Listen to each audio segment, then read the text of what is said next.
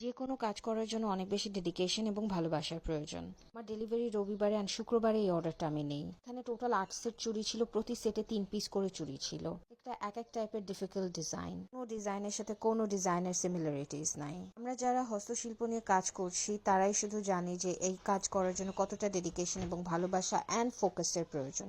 সব থেকে বেশি ইম্পর্টেন্ট হচ্ছে ধৈর্য। প্রেগনেন্সির এই স্টেজে এসে এই টাইপের কাজ করাটা কিন্তু কোয়াইট টাফ। তবুও কেন জানি মানুষজন হস্তশিল্পের মূল্যায়ন করতে জানে না। আমার মধ্যে একটা বিশ্বাস ছিল আমি ডেলিভারিতে যাওয়ার আগে আমি অর্ডারটা ক্র্যাক করতে পারবো অ্যান্ড কমপ্লিট করে রেখে যাব।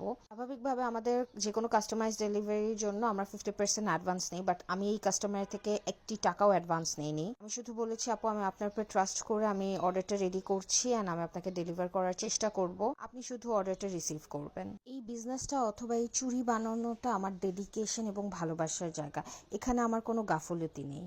2 টাকা প্রফিট কম হলেও চেষ্টা করি কাস্টমার স্যাটিসফ্যাকশনটা যেন থাকে। আমার এমন অনেক কাস্টমার আছে যারা বলেছে আপু বাজেট কম, প্লিজ একটু কমায় দাও। অ্যান্ড প্রাইস বলে চলে গেলে হবে না, হোয়াট ইউ ওয়ান্ট এটা বলতে হবে। আর অবশ্যই 500 টাকার জিনিস কিন্তু আপনি 5 টাকা বা 100 টাকা বলতে পারেন না, একটা স্ট্যান্ডার্ড প্রাইস বলতে হবে, কেন আমারও পোষায় এবং আপনারও পোষায়। যাই হোক, অবশেষে সবার কাছে অনেক বেশি দোয়া প্রার্থনা করছি আমার বাচ্চার জন্য সবাই দোয়া করবেন, আমরা যেন সহি সালামত মতো বাড়ি ফিরতে পারি।